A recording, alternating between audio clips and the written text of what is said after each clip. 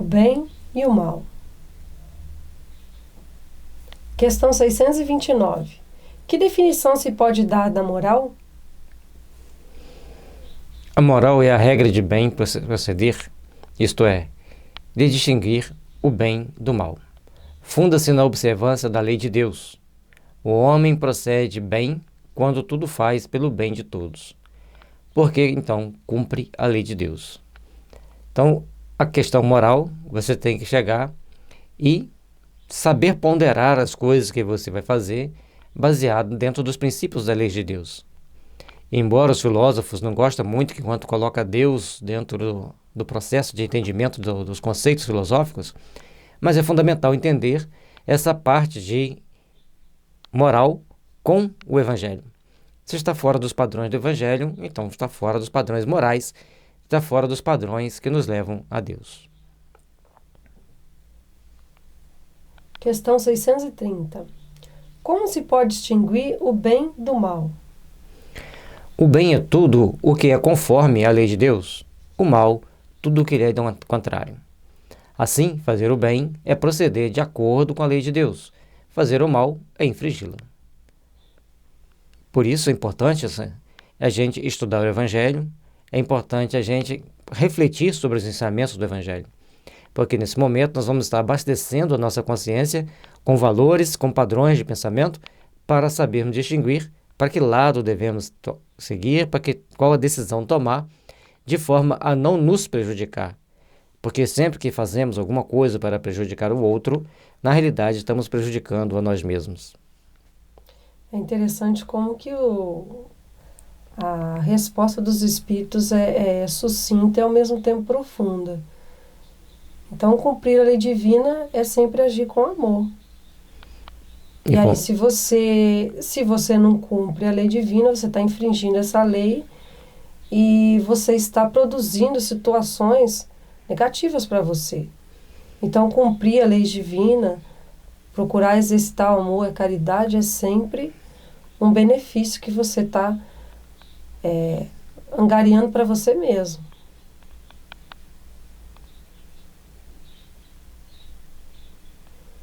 Questão 631.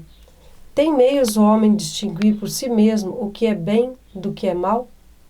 Sim, quando crê em Deus e o quer saber. Deus lhe deu inteligência para distinguir um do outro. É importante que a gente sempre faça esse exercício de distinguir aquilo que eu quero, aquilo que a gente pode com relação ao outro, e aquilo que o outro pode, aquilo que o outro quer. Então nós temos que saber refletir e repensar cada uma das nossas atitudes, cada um dos nossos passos. Questão 632. Estando sujeito ao erro, não pode o homem enganar-se na apreciação do bem e do mal e crer que pratica o bem quando na realidade pratica o mal? Jesus disse: Vede o que queríeis que vos fizessem ou não vos fizessem. Tudo se resume nisso. Não vos enganareis. Olha que interessante. Se você é forte do que aquele que está diante de ti e você acha que pode maltratá-lo, imagine se você encontrar alguém mais forte do que você e quiser te maltratar. Você vai gostar? Você vai achar isso justo? Vai achar isso correto? Então, não maltrate aquele mais fraco que está diante de ti. Em tudo nós temos que agir com essa ponderação. Vamos colocar as nossas atitudes em pé de igualdade com a dos outros, para não fazermos ao outro aquilo que não quiseríamos que fosse feito a nós. Para que nós começássemos a agir contra o outro ou contra qualquer situação, antes desse momento, nós temos que parar, observar se essa ação que nós queremos contra o outro seria agradável se viesse contra nós. É dentro desse princípio, dentro desses padrões, que nós temos que procurar agir e interagir para construirmos um mundo melhor para a nossa existência.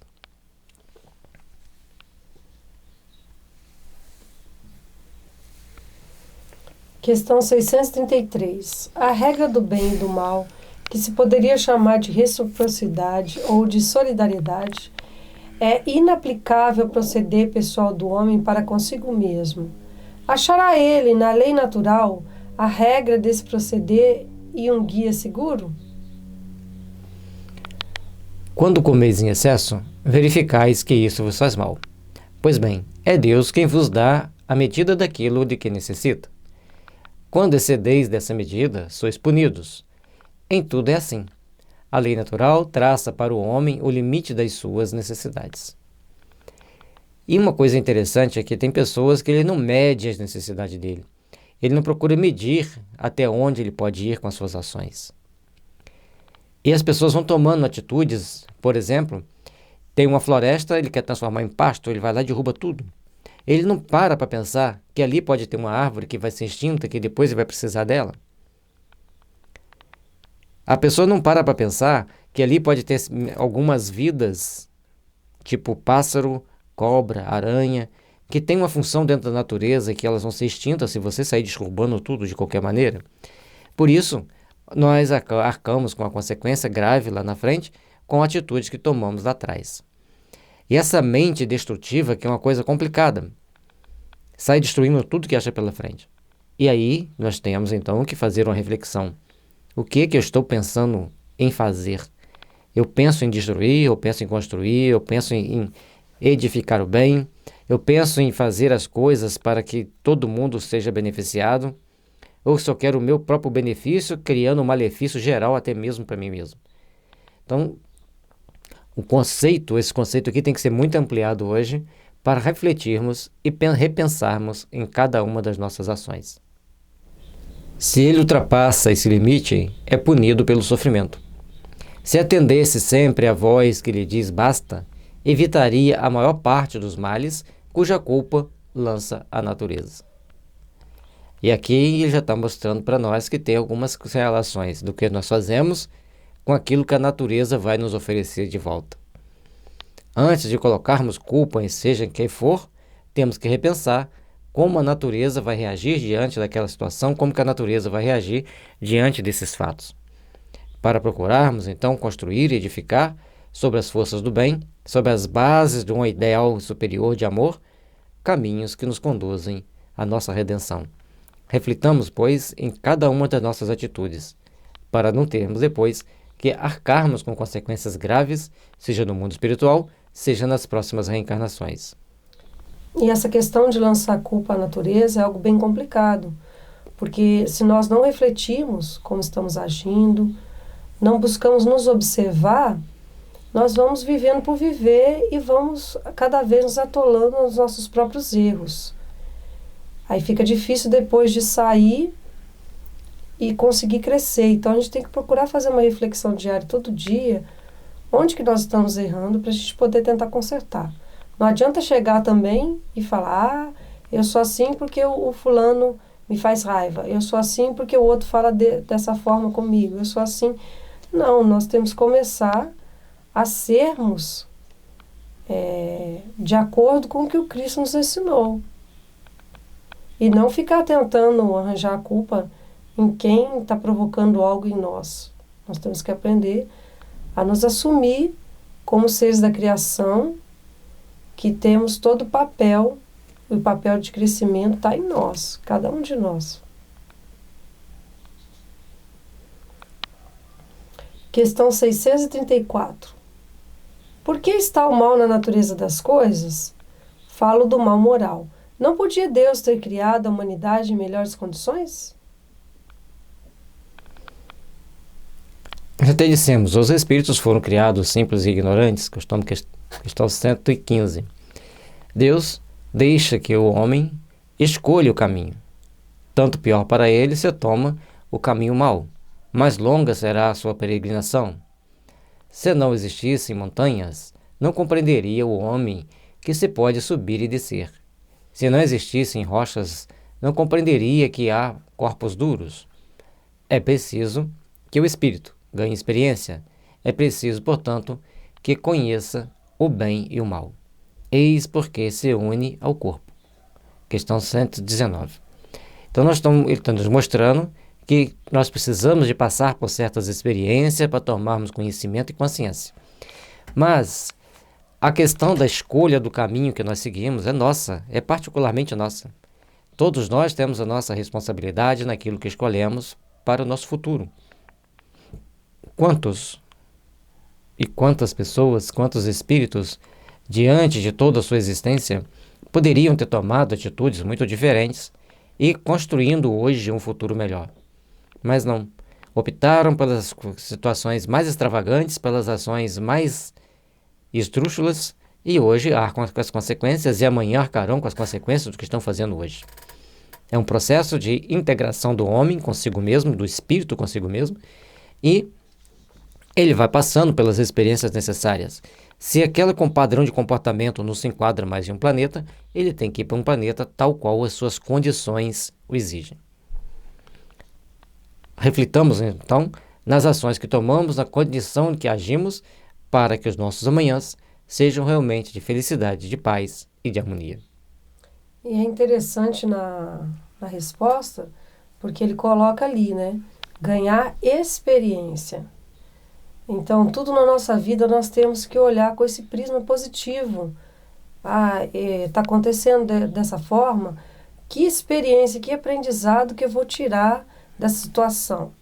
Se nós começarmos a perceber, até aquilo que parece muito ruim na vida da gente, acaba ganhando uma outra conotação e a gente consegue superar as dificuldades com mais facilidade.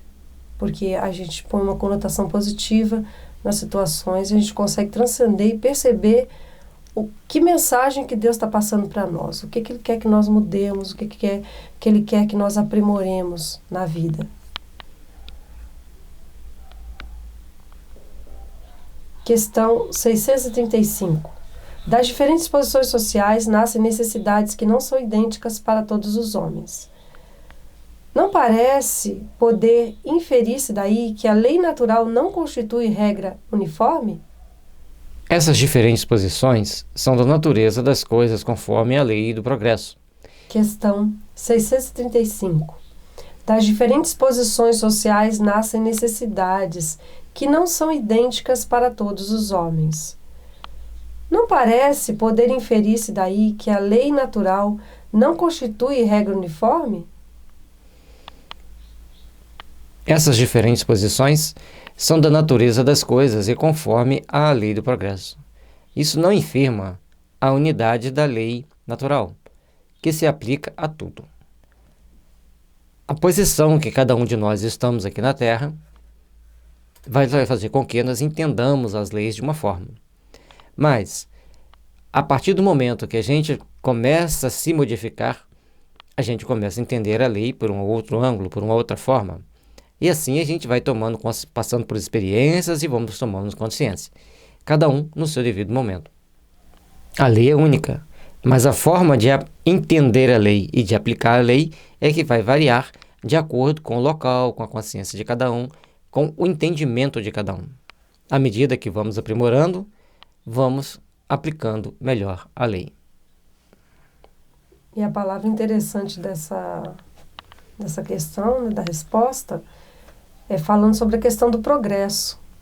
Então, tudo caminha para o nosso progresso, para a nossa evolução. As condições de existência do homem mudam de acordo com os tempos e os lugares, do que lhe resultam necessidades diferentes e posições sociais apropriadas a essa necessidade. Se a gente for olhar para trás, no percurso da história da humanidade, antes nós não tínhamos televisão, não tínhamos computador, não tínhamos telefone celular. À medida que isso vai aparecendo, torna-se uma necessidade, você quer ter. Assim, a interpretação da lei começa a passar por sofisticações também, à medida que você começa a entender que você tem que se proteger daqueles que ainda não têm maturidade para respeitar as regras básicas de convivência. Pois que está na ordem das coisas, tal diversidade é conforme a lei de Deus, lei que não deixa de ser una quanto ao seu princípio. A razão cabe distinguir as necessidades reais das factícias ou convencionais. Então nós temos que prestar atenção em como nós estamos lidando com as situações, se nós estamos tendo uma razão para a necessidade real ou uma necessidade daquilo que a gente simplesmente quer. Se eu tenho um telefone que me atende, por que eu tenho que trocar ele por um mais novo só porque saiu um mais novo? Se o meu ainda faz tudo que tudo que é aquilo que me atende às minhas necessidades. Por isso, nós temos que ficar bem atentos, nós precisamos entender e distinguir, agir sempre no sentido de discernir as nossas necessidades factícias daquelas reais. Então, o que é realmente, de fato, que eu preciso? O que é fantasia daquilo que eu acho que eu preciso? Colocando na balança os dois, nós vamos tomar as ações e as atitudes mais consentâneas, mais condizentes com as minhas necessidades evolutivas. Questão 636. São absolutos para todos os homens o bem e o mal? A lei de Deus é a mesma para todos, porém o mal depende principalmente da vontade que você tenha de o praticar. O bem é sempre o bem e o mal é sempre o mal, qualquer que seja a posição do homem. A diferença só há quanto ao grau da responsabilidade. Aí tem o grau da responsabilidade. Mas, à medida que você vai desenvolvendo a sua consciência, você vai vendo a necessidade de reparar o mal que você fez. Por isso, às vezes, as pessoas passam por situações nessa vida para resgatar situações que eles cometeram há 1.000, 2.000, 3.000 anos atrás.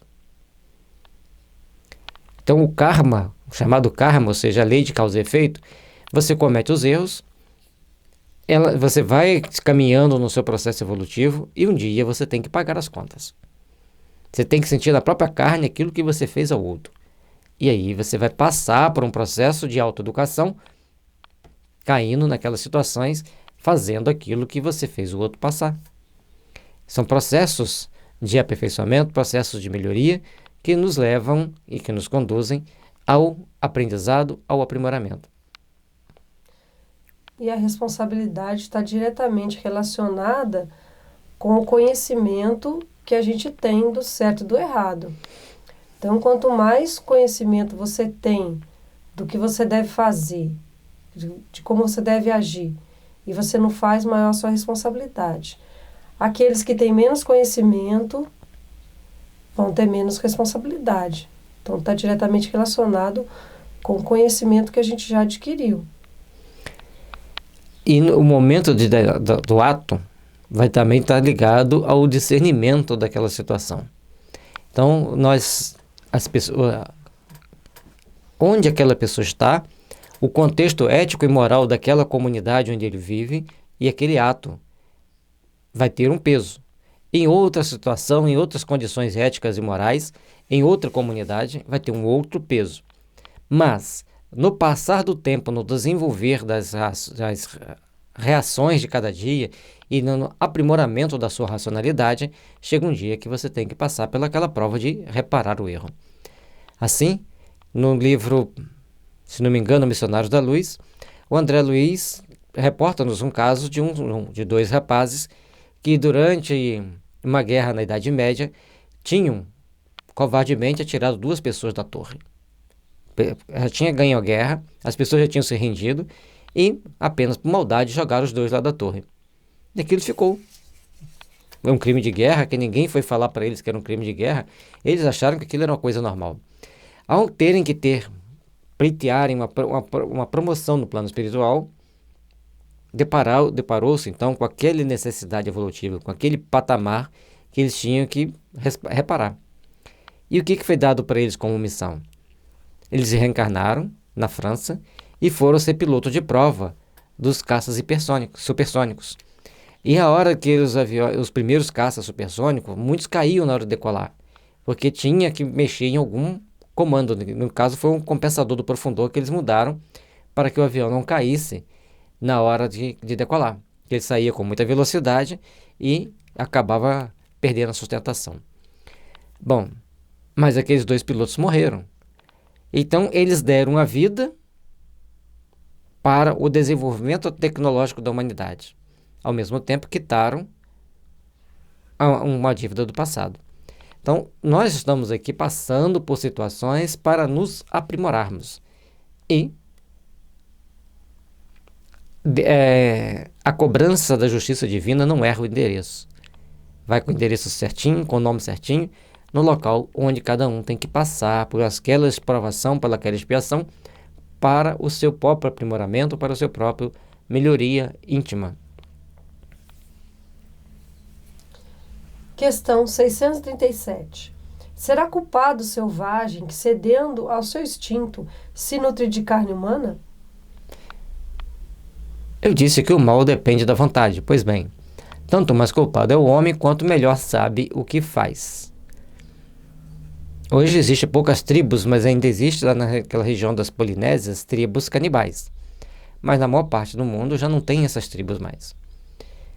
Embora possa existir casos isolados. A partir do momento que a pessoa tem um entendimento, ele tem a culpa, ele tem o comprometimento com a lei, e aí ele vai passar pelas situações mais adversas para reparar esses atos praticados. As circunstâncias dão relativa gravidade ao bem e ao mal. Muitas vezes comete o homem faltas que, nem por serem consequências da posição em que a sociedade o colocou, se tornam menos repreensíveis. De acordo com a posição que você está, você vai tomar determinadas ações, você vai tomar determinadas atitudes, mas nem portanto, elas vão deixar de ser tão repreensíveis quanto se parece. Por exemplo, uma pessoa que trabalha num abatedouro, abatendo animais, vai ter lá seu peso numa determinada época da sua vida. Mas a sua responsabilidade é proporcionada aos meios de que ele dispõe para compreender o bem e o mal. Assim, mais culpado é, aos olhos de Deus, o homem instruído que pratica uma simples injustiça do que o selvagem ignorante que se entrega a seus instintos. Se a gente, que já tem uma compreensão maior das leis divinas, já não nos toleramos mais cometer pequenos erros, algumas pessoas que não tenham tanto compreensão da lei divina se toleram naqueles pequenos erros. Cada um de nós, então, vamos reparar os nossos erros, vamos tomar atitudes e ações compatíveis com o nosso processo evolutivo, com a nossa posição evolutiva. Faz necessário começarmos, então, a discernir as formas com que agimos, as formas com que nos interagimos uns com os outros. Questão 638. Parece às vezes que o mal é uma consequência da força das coisas. Tal, por exemplo, a necessidade em que um homem se vê, em alguns casos, de destruir até mesmo seu semelhante. Poder-se-á dizer que há, então, infração da lei de Deus? Embora necessário, o mal não deixa de ser o mal. Essa necessidade desaparece, entretanto, à medida que a alma se depura, passando de uma a outra existência. Então, mais culpado é o homem quando o pratica, porque melhor o compreende. À medida que nós vamos compreendendo melhor o mal, mais a gente vai deixando de fazer o mal. Na Terra ainda existem guerras, ainda existem assaltos, ainda existe reações a assalto, existe violência entre polícia e cidadão e a polícia, ou seja, tudo vai se encadeando para um processo de buscar por se melhorar, buscar por se tornar pessoas melhores. E dentro de todo esse processo vai caminhando as pessoas para um entendimento maior. Até que chegará um dia que nada dessas forças serão necessárias. Mas no momento em que vivemos, elas são necessárias e podemos dizer até mesmo útil.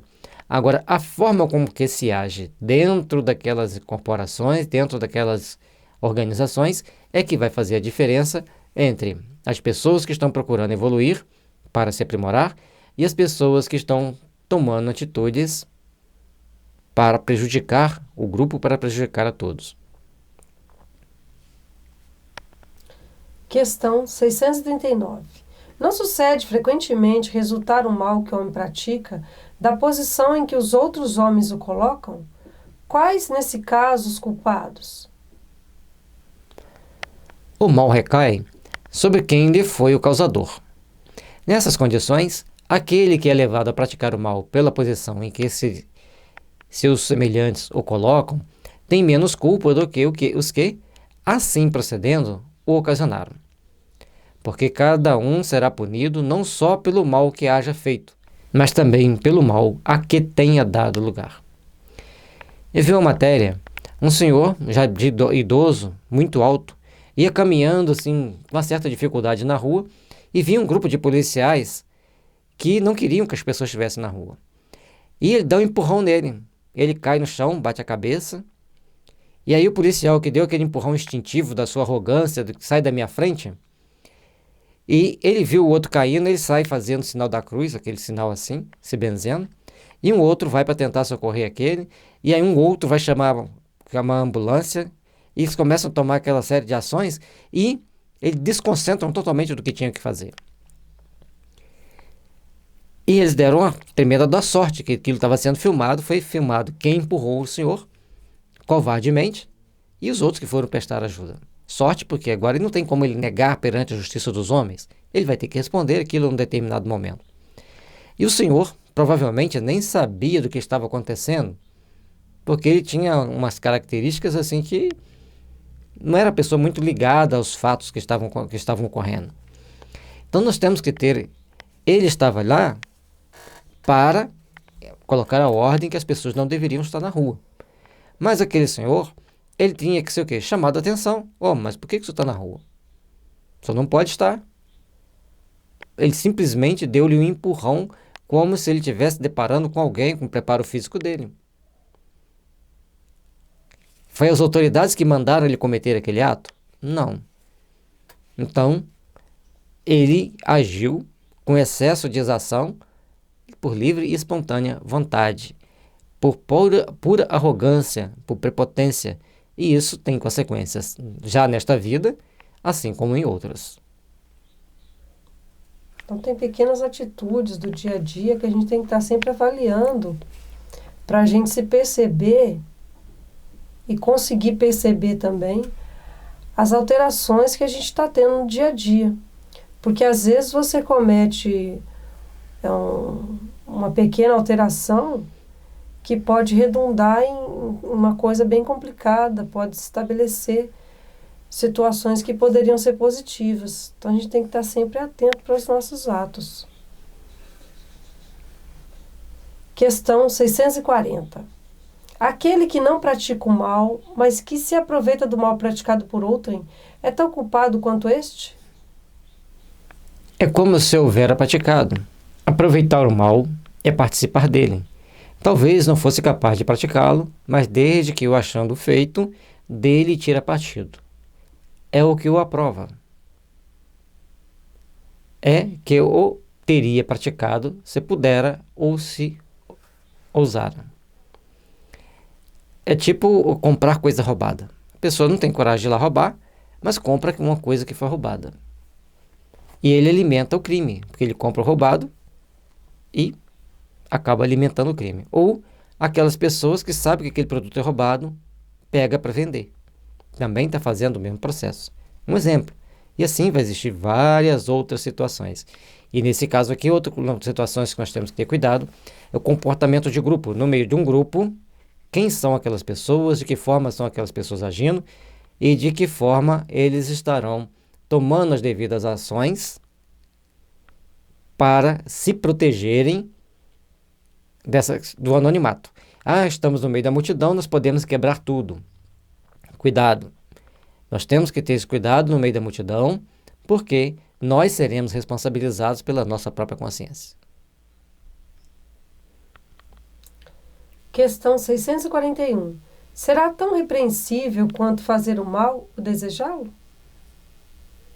Conforme a virtude em resistir-se voluntariamente ao mal, que se deseja praticar, sobretudo quando há possibilidade de satisfazer-se a esse desejo. Se apenas não o pratica por falta de ocasião, é culpado quem o deseja. Aqui nós temos que abrir o leque das nossas interpretações, dos nossos entendimentos. Jesus disse que aquele que olha para alguém com mau pensamento para aquela pessoa, na época ele citou se olhar para uma mulher com mau pensamento para com ela, porque as mulheres não poderiam olhar para o lado, mas elas poderiam pensar, alimentar maus pensamentos também, mesmo sem estar encarando, sem estar olhando.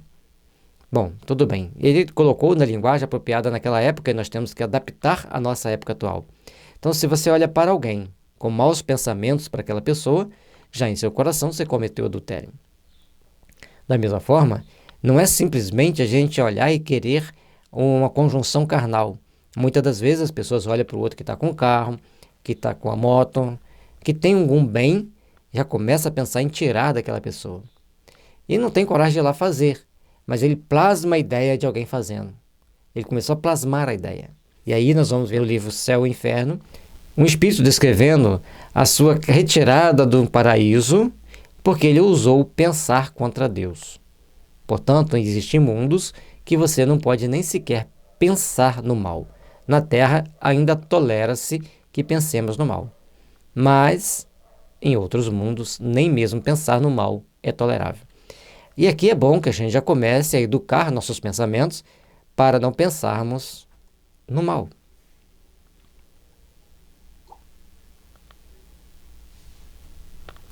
Questão 642. Para agradar a Deus e assegurar sua posição futura, bastará que o homem não pratique o mal? Não. Cumpre-lhe fazer o bem no limite de suas forças, porquanto responderá por todo o mal que haja resultado de não haver praticado o bem. Praticar o bem, fazer o bem, trabalhar pelo bem, é de fundamental importância para que nós tenhamos condições de tomar as devidas ações, as devidas atitudes de edificação dessas forças em nós. Procuremos, então, construir essa força psíquica em nosso coração, construir essa força psíquica em nossa alma, para nos fazermos melhores, para nos edificarmos no caminho do bem, nas forças do bem, nas luzes do bem. É uma questão de, fora o íntimo, buscar as realizações do bem.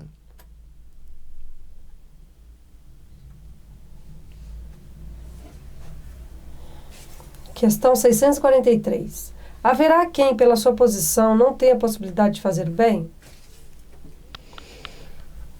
Não há quem não possa fazer o bem. Somente o egoísta nunca encontra ensejo de o praticar. Basta que se esteja em relação com outros homens para que se tenha ocasião de fazer o bem. E não há dia da existência que nos ofereça a quem não se ache cego pelo egoísmo oportunidade de praticá-lo. E aqui no Brasil a gente tem essa oportunidade a todo momento, porque tem sempre alguém precisando de alguma coisa. Nem que seja de uma palavra amiga, nem que seja de uma oração, todos estão ali precisando, todos estão passando por aquela necessidade de aprimoramento, aquela necessidade de aperfeiçoamento.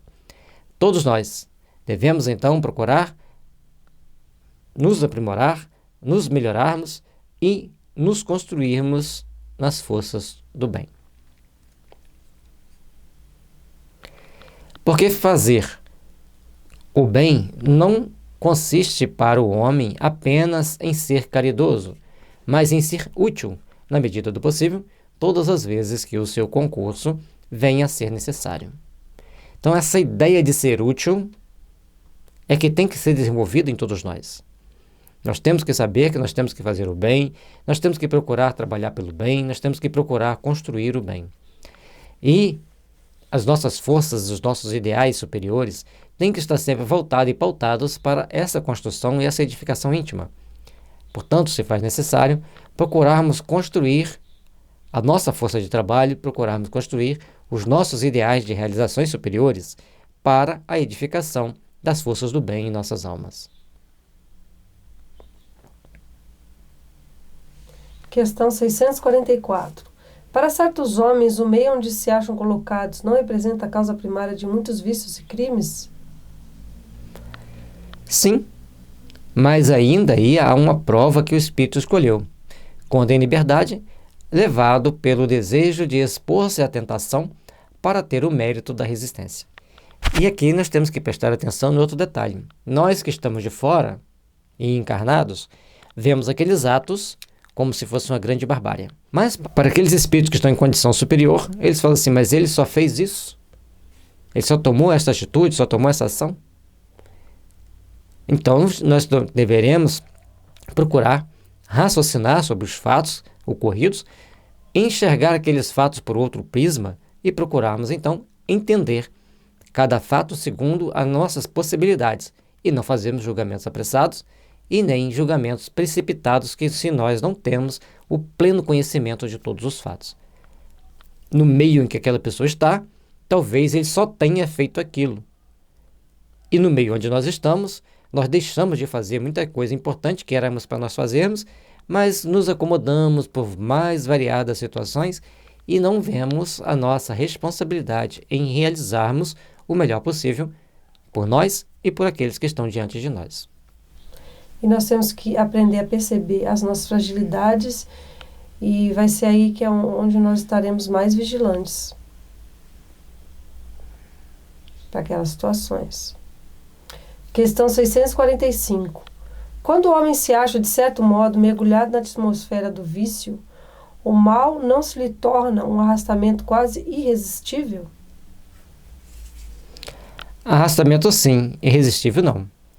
Porquanto mesmo dentro da atmosfera do vício, com grandes virtudes às vezes deparas. São espíritos que tiveram a força de resistir e que, ao mesmo tempo, receberam a missão de exercer boa influência sobre os seus semelhantes.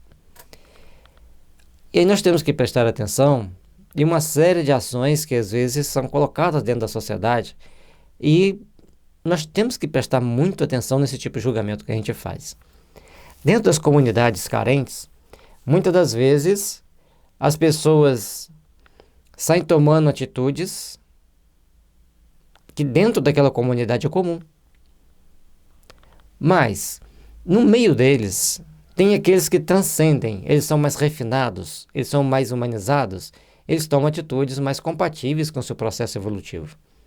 Por isso, é necessário, então, que saibamos discernir o caminho que temos que seguir, o caminho que temos que tomar, para não sermos pegos de surpresa e não criarmos os problemas que muitas das vezes criamos por sermos invigilantes, por não estarmos devidamente preparados para nos proteger de nós mesmos. Mas cada um está onde precisa, passando pela prova necessária e sairá de lá com a consciência mais depurada, porque se você cometeu erros, se você sofreu os erros, você depura sua consciência do mesmo jeito, que é da lei divina, que em cada encarnação você se aperfeiçoe, você se melhore. E muito importante também, nada de julgamentos, porque nós não conhecemos a fundo a condição que as pessoas se encontram, não conhecemos as obsessões a que elas estão expostas, não conhecemos seus históricos de vida, o momento em que a pessoa teve aquele impulso e realizou algum ato negativo. Então, nós não temos o direito nenhum de julgar e apenas temos o direito de orar por aquela pessoa, por aquele encarnado ou desencarnado e desejar o melhor para eles. Nem é o desejo de orar, não, é o dever de fazer oração. Né? Que a oração é fundamental que a gente passe a fazer por aqueles que estão passando pelas necessidades. Questão 646. Estará subordinado a determinadas condições o mérito do bem que se pratique?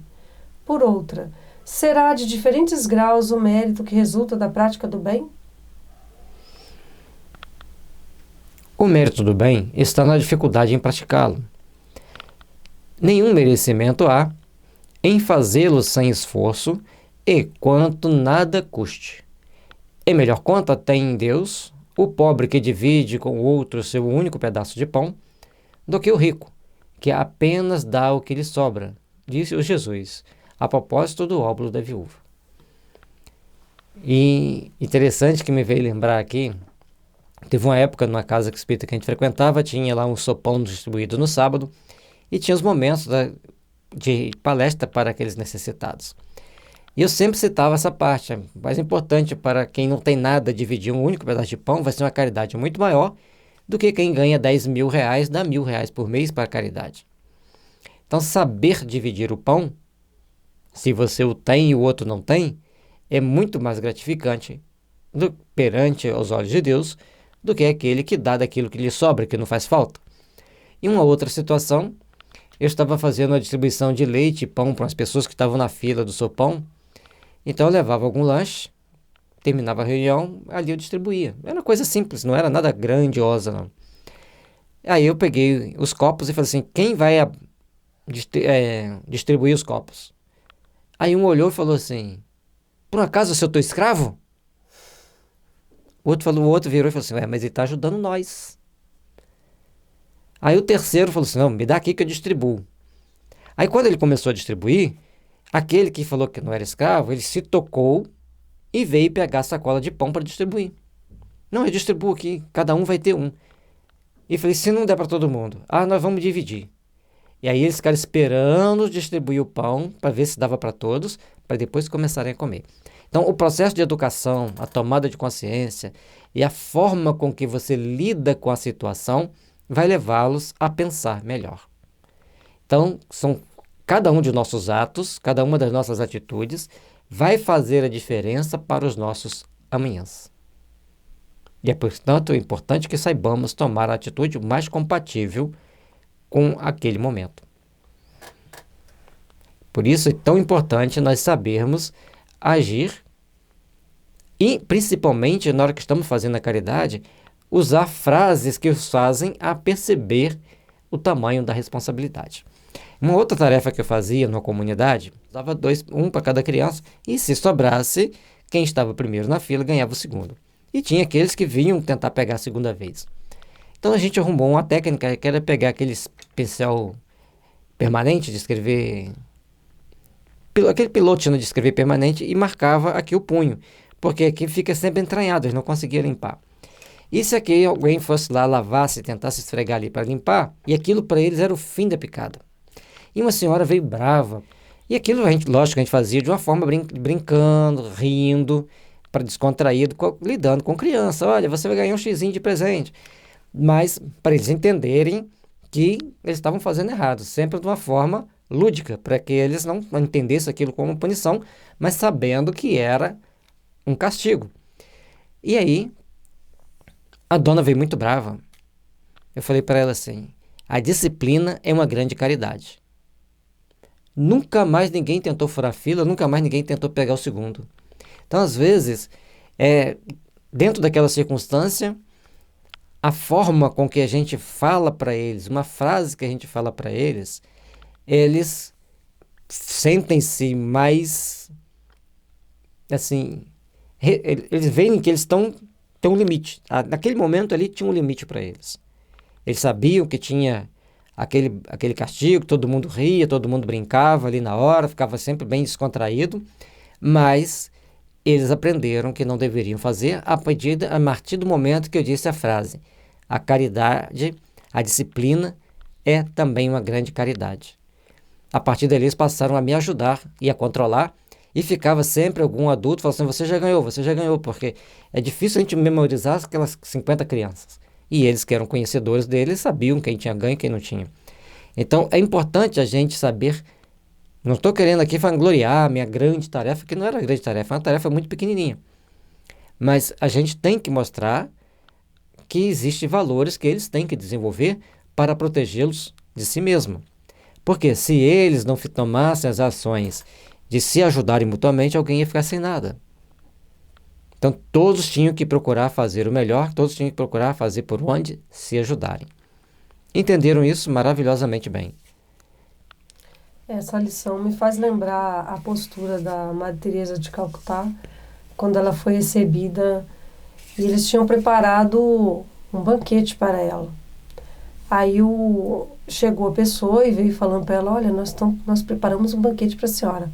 Ela, meu Deus do céu, embrulha tudo que eu vou levar para os meus pobres.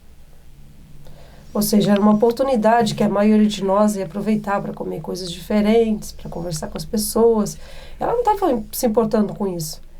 O pensamento todo dela e o envolvimento todo dela era com o semelhante, preocupado em dividir aquele pão e às vezes até ficava sem ele para poder dar para os seus pobres, para os seus mais carentes ali que estavam ao lado dela. Então, assim, são gestos, né? E grandiosidades, assim como a gente vê muitos gestos do Chico Xavier maravilhosos, quando o cachorro o seguiu e pediu para... Aí ele falou para o cachorro, não me morde, não fala comigo, quando chegar em casa eu vou te dar toda a comida que eu tiver. E ele foi lá, pegou tudo que ele tinha e deu. Aí a irmã dele o questionou, falou, mas Chico, você podia ter dado só uma coisinha aqui da geladeira para ele é um cachorro, ele não entende. Ele falou, mas eu prometi que eu ia dar tudo que eu tivesse. Então, assim, são pequenas posturas que mostram pra gente a grandiosidade daquele espírito encarnado ali.